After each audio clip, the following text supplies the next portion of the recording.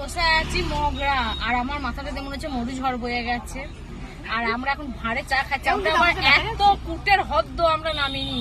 আমাদের দাদা নিয়ে এসে দিল চা ভাঁড়ে, আমার বর্ণালী আর ওইখানে আমার দিদি বসে আছে। ওরা থাকে ও ধারে, আমরা এ ধারে। আর অঙ্কিতা চা খাইনি।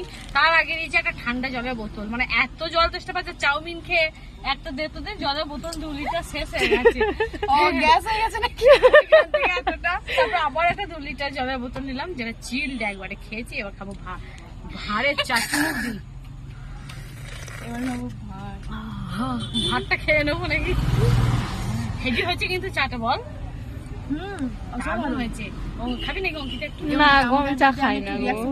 হ্যাঁ বল বর্ণালী কেমন হয়েছে? দারুণ দারুণ হয়েছে, দারুণ আর ফ্যান্টাস্টিক, ফাটাফাটি। দিদি কিরম বল? ভালো হয়েছে, দারুণ ভালো হয়েছে।